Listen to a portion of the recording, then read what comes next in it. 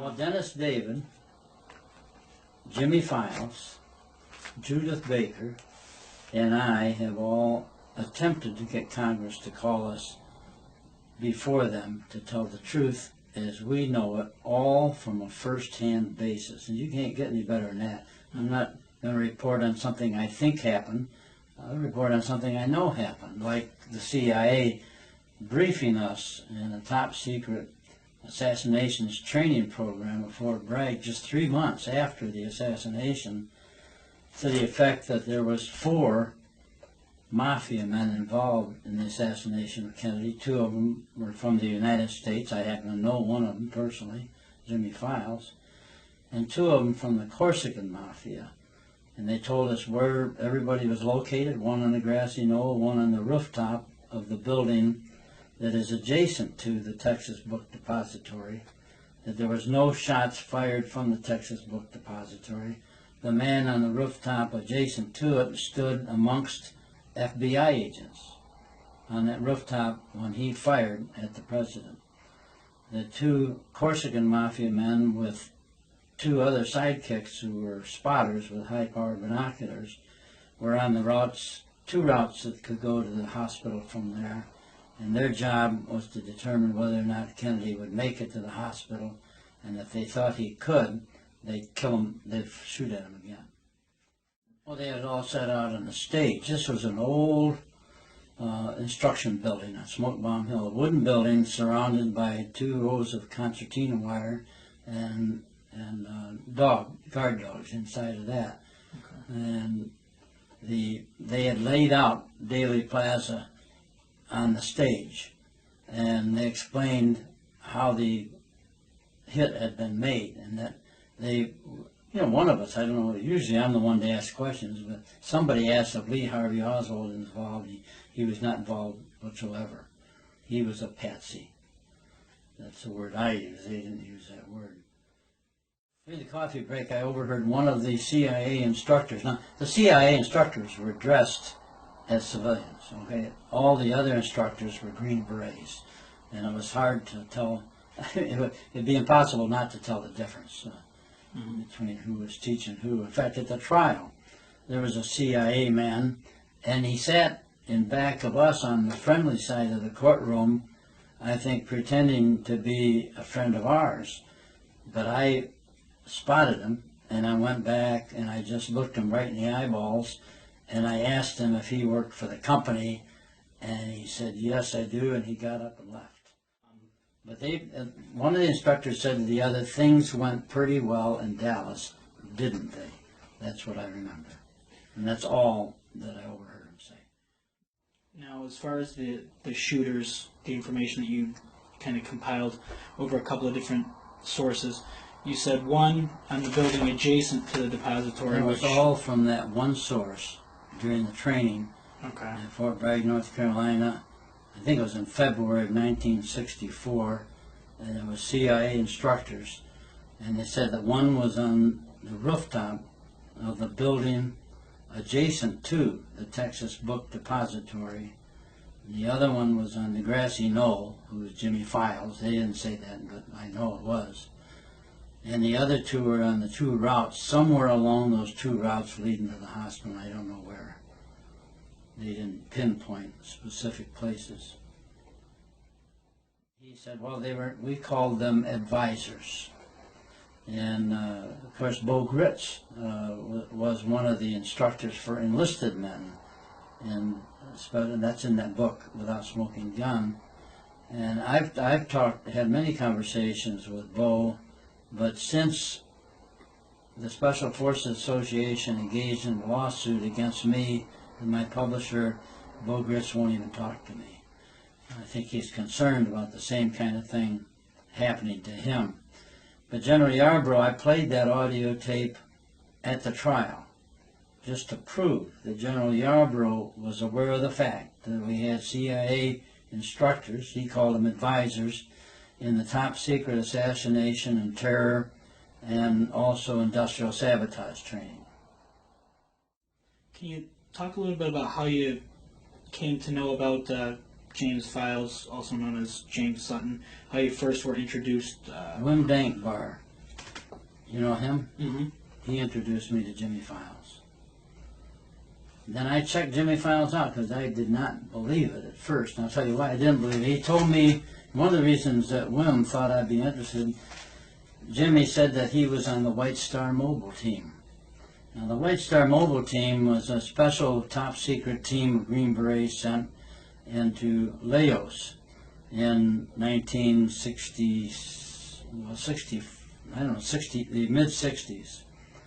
My friend, best friend I ever had, who was killed his 5th time in action over in Southeast Asia, Gerard V. Parmentier, was on the White Star Mobile team. General Heinkes, who as a colonel commanded the White Star Mobile team. And when Jimmy told Wim that he was, I asked Wim who he was assigned to, and he said support group of the 82nd Airborne Division.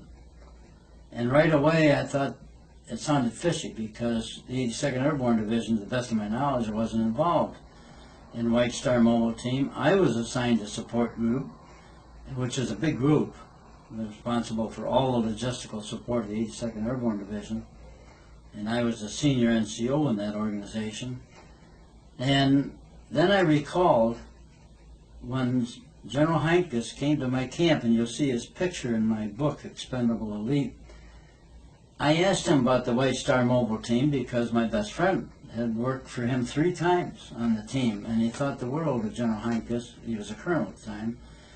And we got to talking about it, and I asked him how they got their logistical support, because that's always a problem. It was a problem that I think General Patton challenged everybody with more than any other officer in his fast advances.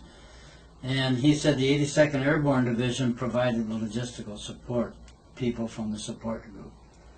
So then I knew that there was a good possibility that Jimmy Files was telling the truth. So then I got in direct contact with Jimmy Files, and we wrote back and forth. And I'm not sharing his letters with anybody, but I am convinced wholeheartedly that Jimmy Files is the man that killed President Kennedy. He has agreed, after a couple of years really of encouraging him, to go before the Congress with me and discuss that whole matter of how he'd worked for CIA for many years, and how he was working as a mafia man for the CIA at that time. The mafia-CIA connection is something very strong, and I imagine it still is. The government and the shadow government is very active in bringing about authors, authoresses, speakers, anybody that can bend the truth to keep the Warren Commission report as the only valid evidence that's accepted in the United States government. I'd say that if anybody has got anything contrary to what I've said, or what Jimmy Files has said, or Pamela Ray, or Judyth Vary Baker, let them have personal, direct knowledge of what they say. Mm-hmm. None of this hearsay or all that kind of junk. Everything that's in my book, for example, I was involved in it. Right. It happened to me. Any reports I've got about the mafia is on my direct meetings with the mafia don. It's not speculation or anything else. Mm-hmm. Kent Scud, he came all the way to Ithaca. And you know what inspired him? I told him, Kent, you can come here. You can come here unannounced, all the way from Oregon, is he? Yeah, Oregon or Washington. Yeah, Washington, state of Washington.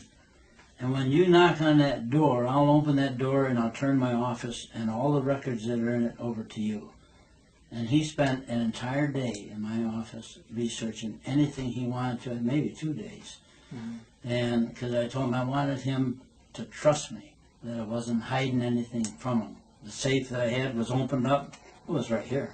Mm-hmm. And so all the information he got for his book from me was on his own direct investigation. and I like to have it that way. Yeah. Like I won't refuse you anything, except where Jimmy Files has asked me to keep his letters to me, but that he'll go, I can bring them to Congress.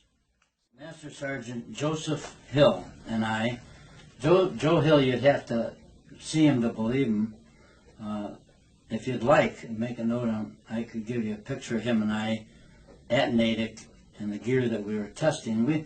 We went to Natick, Massachusetts in 1964 to do the final top secret testing on Special Forces gear. Why it was top secret, I have no idea, because it was the Special Forces rucksack and the jungle boots and things of that nature, and we used the Army Air Force, the Army aircraft at Fort Devens to drop from. But while we were there, the first night we were there, and we went there 3 different times. First night we were there, we stayed at the Holiday Inn, which was adjacent to Natick Laboratories in Natick, Massachusetts. And Frank Sinatra was singing. When Frank Sinatra's around, the Mafia's around. I mean, he worked for the Mafia, we know that. He got his engagements through the Mafia, let's put it that way. And we sat down, and I was a drinker in those days, and Joe and I were both in complete uniform, and our green berets were on the table. He was a master sergeant, and I was a master sergeant, I think, and I was a captain. And I was drinking vodka, as I usually did, and he was drinking whatever he drank. And all of a sudden, drinks started coming to the table. And I asked the waiter, who's sending those drinks over? And he wouldn't tell me. Second time he came by, the drinks again, I asked him again, he wouldn't tell me. The next time he came around, I told him, I'm going to break your F-arm if you don't tell me who's sending those drinks over. So he points to this table over here, and there's a gentleman sitting there, like you'd see in the movies, Mafia man, pinstripe, blue pinstripe suit. That's what he was in, shirt and tie and all that. So Joe Hill and I, now Joe was 6'4", weighed 240 pounds. He was like John Wayne, and I'm a lot smaller than that. I probably weighed 165 in those days, and I stood on one side of him as he sat at the table, and Joe on the other side, and I said, why did you send those drinks to us? And he says, well, you know, he said, I've never in all my life seen a sergeant and a captain sit down and look like they're enjoying each other's company. And I said, well, you don't understand the Green Berets. I said, you know, if we're out in the boonies and we got to dig a slit trench, we'll take turns. You know, no matter what we got to do, no matter how dirty it is, we take turns because we're a team. But there's no doubt in his mind that I'm in charge. And so he said, join me. So we joined him and drank with him, and then we went back to our room, and then the next time we came up, he met us there again, and then the third time he met us, and he took us to meet his father, who was the Don of the Boston area Mafia. Mm-hmm. His company, well, I'll get to that in a minute. Anyway, on the way there, he introduced us to 3 of the police officers that were theirs, that were friendly to the mob. And when we got to his father's house, we had a wonderful filet mignon supper with wine and everything, all the treats you want. And then after supper, he invited us out to the living room and sat us down on a sofa. And in front of us was this table with a beautiful inlaid box in front of it. He says, open the box. He was, I mean, he's a real Italian. We opened up the box, and there was 2 most beautiful 38 caliber silenced pistols. He says, I'd like to hire you as a team. He says, I know you've done this for the Army. He says, why not do it for me?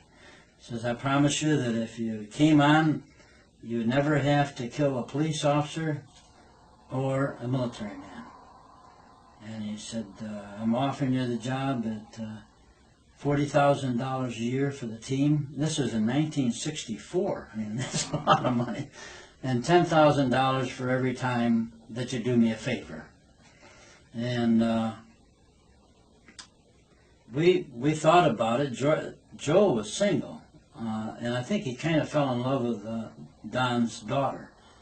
I had a wife and 3 children. I couldn't afford to get involved in something like that, even though I had done the same thing basically for the United States Army and the CIA.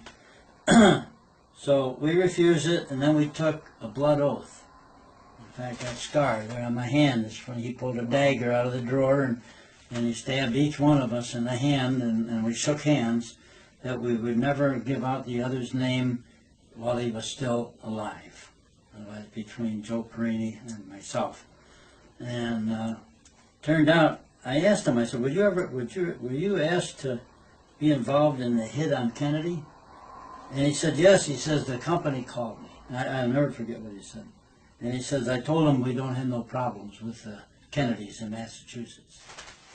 So I went to the Justice Department in writing and the State Department, and I demanded an investigation to clear General Dang of all the illegal allegations that they had on him in Canada, because he was being threatened with deportation, and the Vietnamese government had already told them he would be executed upon arrival in Vietnam. And that's how much he was disliked by the communist government. So I wrote to all these people for 13 months. I never got any good response at all. So finally I wrote a letter to President George Herbert Walker Bush. And I told him that I would continue to fight to free General Dang of all the illegal allegations that were there from the American government until such a time as I either died or the Lord came and took me away. Within 2 weeks, and then, this is the most important part, I put a little piece of pink paper, about 3 by 3, inside the envelope, and I wrote on it in my own handwriting, I am intimately familiar with your role in the CIA prior to your admitting it publicly. And within 2 weeks, we had a complete across-the-government investigation that cleared General Dang of everything, and the State Department notified me and in fact referenced my letter by date to President Bush and told me that General Dang had been issued a permanent entry visa to come into this country. And I made arrangements right away with his daughter Twee and her husband to go pick him up in Canada, in Montreal, Quebec. And the day before I was supposed to go up there, I got a call from Congress from a friend of mine in the CIA who would rather not have his name mentioned. He's still alive today. And he told me that General Dang and I were going to be ambushed on this side of the border when we came into this country. So I called Congressman Matthew McHugh, and I told him. But before I called him, I made arrangements with friends of mine in the state police to set up a counter ambush if they did that.